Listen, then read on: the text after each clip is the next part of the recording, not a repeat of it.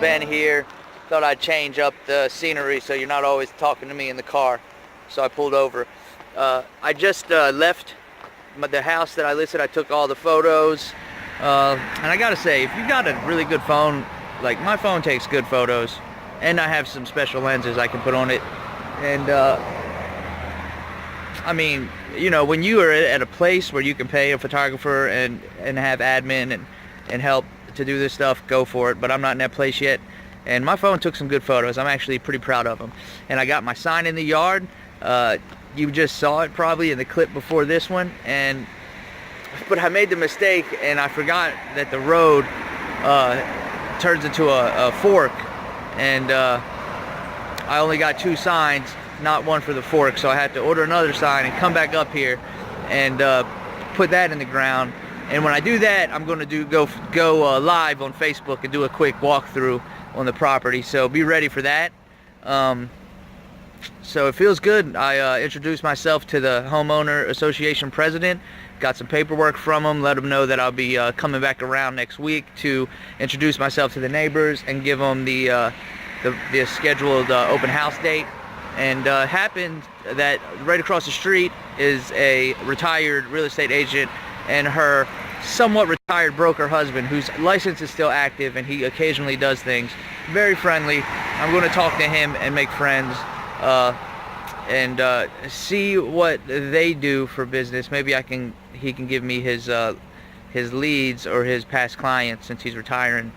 We'll see. I don't know how that works, but you never know. So yeah, it's super exciting to have a listing. Now it's time to get back to the hustle and get about another 40 more or 20 and then another 20 buyers. Either way, 44 transactions is my goal this year in 2018. And transaction 1 has been established and is on the way, because nothing's getting in the way of me selling this house. I'll force it down a buyer's throat. Alright guys, I'll see you in the car. And I wanted to do a quick tip video about I guess it's about, you know, handling your money as a real estate agent. So you probably thought of this, maybe you haven't, but as a new real estate agent, you want to treat your job as a business, and that I'm sure you've heard. Okay, you're a sole proprietor of your business, and you just hang your license with a broker who oversees and signs off on your transactions. But you're responsible for your leads, you're responsible for your conversions, your closing, you're responsible for yourself, your income, and running your everyday business. So with that comes the idea of, do you just continue using your own personal bank account?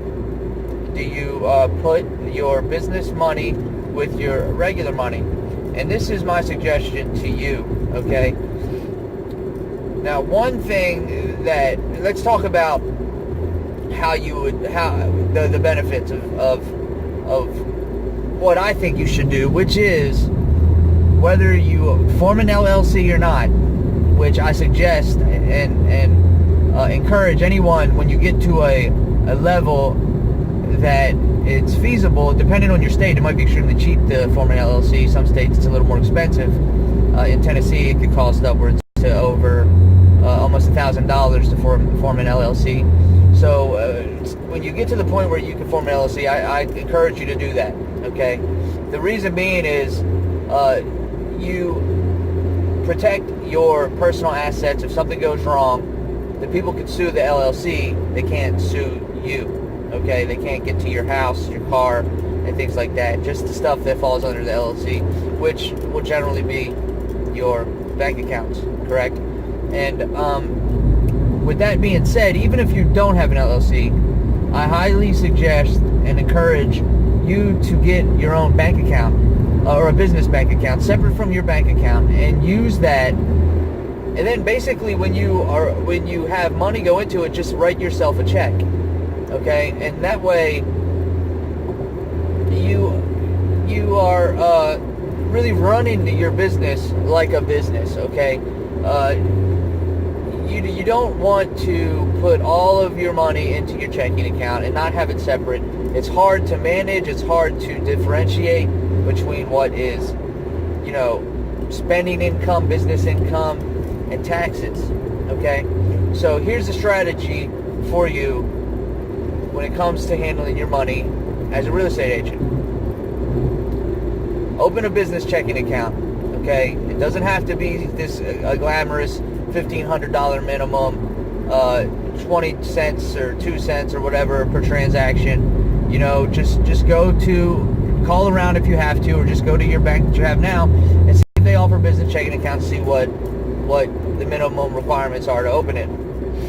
Okay, from there, and my suggestion is to choose a small branch, such as a credit union or some sort of local independent branch, not one of these big companies.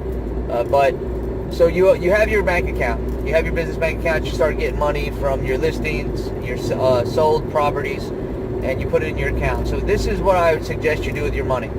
I suggest you divide it up this way. You put 25% of that money aside for marketing.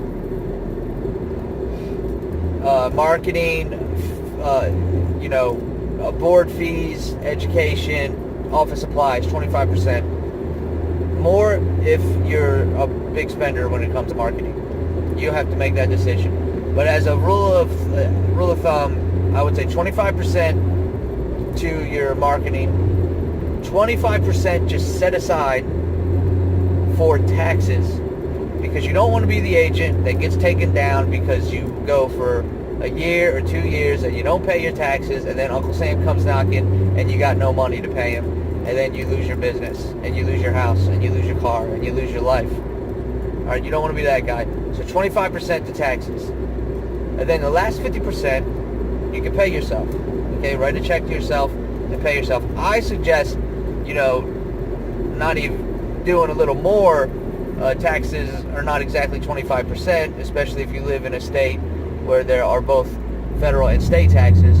But, and you could go even further and put 10% towards the savings, another 10% towards future investment, and break it down however you want, whatever your goals are. But, treat it like a business. Don't commingle your personal money and your business money. Keep it separate, and so that your business and your house and your home life are two separate entities. Okay, it helps create that invisible wall so that you're not, mixing the two. That could that's a recipe for disaster down the road. And again, you can protect your personal assets by keeping your business assets separate, correct? So, to wrap it up, and go over everything quickly. I had to order some more directional signs because I didn't get enough for the property that I just left today. So anyway, open a business checking account. I make this so complicated when I try to talk to you. I don't plan. I just kind of wing these videos, if you can't tell. Maybe I need to invest a little time into writing a script or an outline. But I just think of things and I want to share it with you. And I want you to be successful. And I want to be successful. And I also want to remember these things that pop into my head or the things I learn. And the best way to do that is to share it, teach it, because it kind of instills those thoughts into your mind by repeating it, and just in the act of teaching it, just kind of helps with that. I've always heard that, and it tends to seem to ring true. Anyway, keep your money separate. It's raining and the traffic's kind of heavy, so I keep getting distracted by not trying to kill myself and talk at the same time. And this car in front of me can't drive. Money separate. 25% marketing, 25% taxes. Leaves you with 50% to do what you want with. Pay yourself all of it. Pay yourself part of it. And put the rest aside for investment in the future. For example, I want to buy investment properties, so I'm going to put some money aside to build up a down payment to go get me an investment property. I hope that helps. Quick tip for Thursday. Quick tip Thursday. Maybe I'll do that instead of quick tip Monday or Sunday. Or just quick tip anytime. I don't know. Quick tip. Quick tip. Quick tip. Alright guys. I love you. Thanks for watching.